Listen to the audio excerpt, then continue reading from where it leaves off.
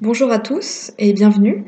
Je vais vous parler dans cette vidéo de la thématique du soutien aux aidants pendant cette période de confinement. Donc je m'appelle Lorraine Cormand, je suis psychologue clinicienne à l'hôpital de la Conception dans le service du professeur Lançon à Marseille. Et j'ai coécrit cette séance avec ma collègue Florence Vaillant qui est psychologue spécialisée en neuropsychologie. Alors, cette présentation va se dérouler en 4 parties. D'abord, on abordera la définition d'un proche aidant. On parlera ensuite des droits et des devoirs des proches aidants. On parlera ensuite du soin de soi. Et puis, on finira par la demande d'aide et ou de soutien pendant le confinement. Donc, pour commencer, qu'est-ce qu'un proche aidant? Alors, un aidant, c'est une personne, rémunérée ou non, qui accompagne une personne vivant avec une maladie, psychique ou non. Alors, l'aidant n'est pas un infirmier, n'est pas médecin, ni psychologue, ni soignant. Il a un rôle bien distinct de ceux-ci. En fait, être un proche aidant, c'est offrir un appui à la personne aidée dans son cheminement individuel, en cherchant des ressources et en l'accompagnant dans les protocoles d'évaluation, le diagnostic, la planification des soins, le traitement, le rétablissement et la réadaptation. Alors, on peut se demander pourquoi est-ce que c'est important de soutenir les aidants déjà en période normale, hors confinement. Déjà, un proche aidant peut être affecté par la maladie de la personne aidée. Donc, la maladie, qu'elle soit mentale ou non, affecte déjà la personne qui en est atteinte, mais peut également bouleverser les membres de l'entourage aussi. Donc, il a été remarqué que quand la personne ne va pas bien, certains proches aidants disent ne pas se sentir bien non plus. Donc que ce soit sur le plan physique, mais aussi émotionnel. À l'inverse, quand la personne aidée va bien, le proche aidant va souvent bien aussi. De même, quand la personne aidante va bien, la personne aidée va mieux aussi. Donc, si vous vivez avec une personne atteinte d'une maladie mentale, il est possible et légitime que vous ressentiez différentes émotions, comme par exemple l'anxiété, la colère, la honte ou bien la tristesse.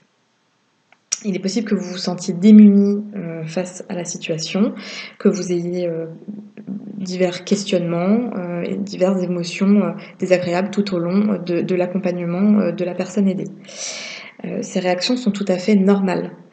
Mais si vous vivez de la détresse, n'attendez pas d'être en situation de crise pour agir. Informez-vous dès maintenant sur ce que vous pouvez faire et sur les ressources disponibles en cas de besoin. Alors maintenant, pourquoi soutenir les aidants en période de confinement? Eh bien, l'urgence sanitaire liée à la crise du Covid-19 bouleverse le quotidien de tout le monde. C'est une période très singulière qui est susceptible de générer un stress important pour les personnes malades, déjà, qui sont particulièrement sensibles au stress, mais également pour les proches aidants qui peuvent se sentir démunis et isolés. Donc c'est une situation qui force chacun à s'adapter et donc peut soulever possiblement de nombreuses inquiétudes, notamment pour les proches aidants. Donc certaines personnes peuvent se retrouver tout à fait isolées ou certaines familles peuvent se retrouver les unes sur les autres, ce qui va généralement avoir tendance à augmenter un petit peu le stress général, les tensions, et donc peut-être développer des symptômes dépressifs, anxieux, etc. chez les membres de l'entourage. Donc pourquoi est-ce qu'on fait cette présentation? Eh bien c'est pour vous aider, vous, proches aidants, à prendre soin de vous et de votre santé mentale tout en reconnaissant votre investissement vers l'autre. On va aborder la question des droits et des devoirs, donc des rôles des proches aidants. Donc, votre rôle en tant que proche aidant est de vous préoccuper du bien-être de votre proche et de l'accompagner du mieux que vous pouvez. Mais en tant que proche aidant, vous avez également des droits. Alors, on ne va pas tous les énumérer ici parce que ça serait un peu long, mais vous êtes bien sûr libre d'en trouver d'autres et d'allonger cette liste. Alors, un premier droit, ça serait celui de prendre soin de vous. Ce n'est pas égoïste, c'est ça qui va vous donner de l'énergie pour mieux prendre soin de votre proche. Vous avez également le droit de ne pas inclure la personne aidée dans toutes les parties de votre vie. Vous avez votre propre identité et votre propre vie en dehors de votre rôle d'aidant. C'est important que vous conserviez un certain nombre de moments et d'activités que vous faites seul, ou en tout cas pas avec cette personne, et que vous vous sentiez libre de ne pas inclure la personne aidée dans tous les aspects de votre vie. Enfin, vous avez donc le droit de faire des choses pour vous, ça rejoint les 2 points précédents. Voilà, vous pouvez avoir vos propres activités et vos moments à vous. On vous a mis ici un tableau dans lequel vous pouvez voir la liste de certains droits, accompagné d'une colonne dans laquelle vous pouvez mettre combien de fois par semaine est-ce que vous avez mis en application ces droits. Si vous êtes à 0 sur un droit, ben vous pouvez réfléchir à comment mieux appliquer ce droit, parce que peut-être qu'il faut rééquilibrer un petit peu tout ça. Donc on continue sur la liste des droits. Vous avez le droit, bien sûr, de ressentir de la colère, de vous sentir déprimé, de parler des émotions désagréables que vous ressentez. Vous avez également le droit d'obtenir de la considération, de l'affection de la part de vos proches, sans vous laisser contrôler par un sentiment de culpabilité. Vous avez le droit d'éprouver de la fierté pour ce que vous faites, de la fierté pour le courage qu'il faut pour répondre à vos besoins, pour répondre aux besoins de votre proche, d'être à son écoute et de l'aider quotidiennement. Et enfin, vous êtes libre d'ajouter des droits à cette liste en fonction de votre propre situation, de vos émotions, de vos expériences, etc. Donc de nouveau, le tableau que vous pouvez remplir quand vous le souhaitez. Alors maintenant qu'on a vu les droits, les devoirs des proches aidants, on va aborder une partie qui est essentielle pour la santé mentale des proches aidants, c'est le soin de soi. Le soin de soi, ça passe notamment par le fait de prendre du temps pour soi. Donc prendre du temps pour soi, c'est trouver par exemple des activités de détente. Donc ça peut être la méditation, le yoga, faire un mandala, écouter de la musique, boire un thé, faire un puzzle, lire un article intéressant. Enfin, en tout cas, c'est toute activité qui vous permet de trouver un certain bien-être. Alors bien sûr, si cette activité vous paraît hors de portée, c'est possible parce que en ce moment, vous êtes particulièrement tendu, stressé, donc vous avez du mal à vous détendre. L'idée, c'est de faire un tout petit pas dans la direction de cette activité. Donc pas forcément faire cette activité en entier, mais en tout cas amorcer un début de mouvement vers cette action. Mais l'idée, c'est de ne pas vous sentir coupable et de ne pas vous juger si vous ne vous sentez pas la force de faire quelque chose juste pour vous. Voilà. Prendre du temps pour soi, c'est également apprendre à reconnaître vos signes de stress et à agir sur ce stress. Donc on va voir ensuite quelles sont les possibilités pour cela. Et enfin, vous avez ici un site qui vous donne des conseils pour arriver à préserver votre santé mentale. Donc vous avez des conseils comme maintenir une alimentation équilibrée, un rythme de sommeil régulier, essayer au maximum d'avoir une activité physique pour évacuer les tensions, etc. Donc de nouveau un petit tableau, il s'agit d'un relevé d'activité dans lequel vous pouvez noter chaque jour une activité que vous avez faite pour prendre soin de vous. Donc on a mis des exemples et comme vous pouvez le voir, ce ne sont pas forcément des activités qui durent des heures, ça peut être 3 minutes, 5 minutes, mais l'idée c'est d'en avoir au moins une par jour et d'arriver à en trouver assez régulièrement pour prendre un peu de temps pour vous. Donc vous pouvez remplir ce tableau chaque jour. Alors, en tant que proche aidant, vous avez pu faire l'expérience d'importantes difficultés à prendre justement du temps pour vous, prendre soin de vous. Ces difficultés peuvent être liées à des pensées qu'on appelle des pensées bloquantes ou inhibitrices, qui vous empêchent de passer à l'action et de répondre à vos besoins de manière adaptée. Alors ces pensées inhibitrices, il s'agit dans un premier temps de pouvoir les identifier pour ensuite pouvoir les corriger et donc les transformer en pensées autorisantes ou orientées vers la conduite, hein, c'est ce que POC veut dire. Donc trouver des pensées alternatives qui vont être plus positives et plus orientées vers un mode actif. Donc on peut voir les exemples. Je me sens surchargée, j'ai besoin de vacances, mais je ne peux pas prendre de congé. Hein, ça peut être une pensée qui vous limite dans le fait de prendre soin de vous. Alors, à quoi on peut penser comme pensée plus positive? On peut se dire, c'est parce que justement je suis surchargée que je dois m'accorder du repos. Donc avoir cette pensée va peut-être vous permettre de prendre du repos, d'aller vers une activité de détente. Si vous, bien sûr, si vous y croyez réellement. On a un autre exemple qui est « c'est mon fils, c'est ma priorité », hein, donc la personne aidée, je dois m'occuper de lui avant tout. Alors là, comme pensée autorisante, on peut avoir « je dois rester en bonne santé pour continuer à pouvoir l'aider au mieux ». Enfin, j'ai trop de choses à faire aujourd'hui, les courses, le ménage, la vaisselle, les repas. Je n'aurai pas le temps de m'occuper de moi. Donc en pensée orientée vers la conduite, on peut se dire « prendre un temps pour moi me donnera de l'entrain pour accomplir mes tâches de la journée ». Voilà, donc l'idée c'est d'identifier vos propres pensées bloquantes, celles qui sont propres à votre fonctionnement, pour ensuite en trouver d'autres, pour trouver des pensées alternatives qui vont vous aider à avoir des actions qui vont aller vers le prendre soin de soi. Donc, on vous a mis un tableau dans lequel vous pouvez noter vos pensées bloquantes et corriger ces pensées avec des pensées autorisantes, auxquelles vous croyez, évidemment.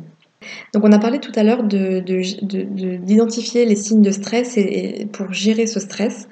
Alors voici quelques liens de sites internet sur lesquels vous pouvez trouver des séances de cohérence cardiaque, de méditation pleine conscience ou de yoga. Sur YouTube, voilà, vous pouvez trouver beaucoup de ressources pour gérer tout ça. Alors, prendre soin de soi passe également par le fait de poser des limites pour le bien de tous. Donc une limite, c'est une loi de fonctionnement de la maison qui doit s'appliquer à tous les membres de la famille. Cette limite doit être claire, précise, concise et concerne un comportement. Alors cette limite, elle doit être ferme, donc l'idée c'est de ne pas céder et de savoir dire non. Alors pour ce dernier point, je vous invite à aller voir d'autres vidéos là sur cette chaîne YouTube La Psychiatrie au Soleil, sur l'affirmation de soi, dans lesquelles vous pourrez trouver des outils pour exprimer un refus ferme et clair, tout en restant dans l'empathie. Alors, comme exemple pour arriver à poser ces limites, parce que c'est pas toujours forcément simple pour tout le monde, c'est de proposer un règlement interne de la maison et de l'afficher quelque part. Donc proposer un tour de ménage pour chacun, pas plus de temps dans la salle de bain par personne, ne pas fumer dans la maison mais plutôt à la fenêtre, passer un coup d'éponge sur la table après le petit déjeuner par exemple. Voilà, c'est des limites comme ceci qui vont en fait permettre de limiter les tensions et donc limiter le stress, surtout en ces périodes de confinement. Qui peuvent être compliquées justement de ce point de vue-là. Alors quand on parle des limites qui doivent s'appliquer à tous, on inclut évidemment le proche malade qui peut participer aux tâches lui aussi. Alors maintenant que nous avons vu à quel point il était important de prendre soin de soi et comment il était possible de prendre soin de soi, on va aborder la partie sur la demande d'aide et ou de soutien, qui peut faire partie du rôle du proche aidant. Alors déjà, on vous propose de distinguer, les 2 termes aide et soutien. L'aide, c'est une demande qui va être suivie d'une action. Le soutien, c'est une demande d'écoute, de présence, de relation. Donc, à quoi ça sert de faire une distinction entre ces 2 termes? Eh bien, ça peut servir à, vraiment, identifier vos besoins précis, vos attentes, pour ensuite formuler une demande la plus claire possible et donc, avoir une réponse la plus adaptée possible à ce dont vous avez besoin. Est-ce que vous avez plus besoin, qu'on vous aide à faire quelque chose, à être dans une action? Ou est-ce que vous avez davantage besoin d'être écouté, d'avoir une présence? Alors pourquoi demander de l'aide et du soutien? On peut se le demander. Alors déjà, c'est important de ne pas rester seul face, à ses difficultés, à son vécu. Le fait de le partager peut aider à, trouver, de meilleures solutions, plus de solutions, et cetera. Demander de l'aide et du soutien, permet aussi d'échanger pour progresser dans votre réflexion. Le fait d'échanger va vous permettre de peut-être d'élaborer et donc d'identifier plus en profondeur et plus précisément où se trouve le problème et quelles pourraient être les solutions qui seraient les plus adaptées. Demander de l'aide et du soutien peut aussi vous permettre d'échanger, de partager vos émotions. Souvent, on peut être submergé par des émotions très fortes et très désagréables.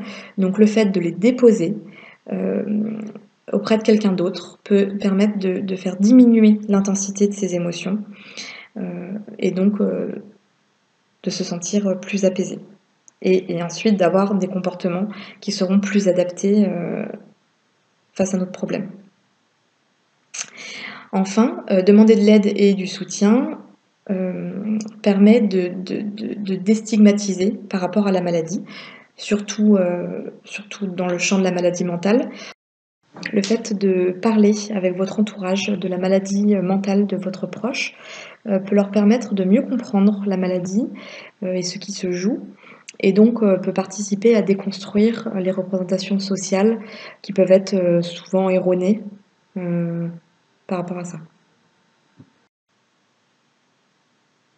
Alors il est important d'être en mesure de cultiver et de solliciter votre réseau de soutien. Alors par quoi ça passe? Ça peut passer par le fait de partager vos sentiments et vos pensées avec vos proches. Ça vous permet de cultiver un petit peu, votre réseau. Les autres peuvent savoir où est-ce que vous en êtes et ce que vous vivez. Cultiver, ça passe aussi par le fait de maintenir vos autres relations avec d'autres personnes. Solliciter votre réseau de soutien, ça va passer par demander, de l'aide. Donc peut-être que des parents, des amis, même des collègues veulent vous aider sans savoir comment. Et enfin, il s'agit d'être prêt et de savoir vers qui vous tourner si vous avez besoin d'un coup de pouce. Donc, quelle personne va pouvoir m'aider pour tel problème?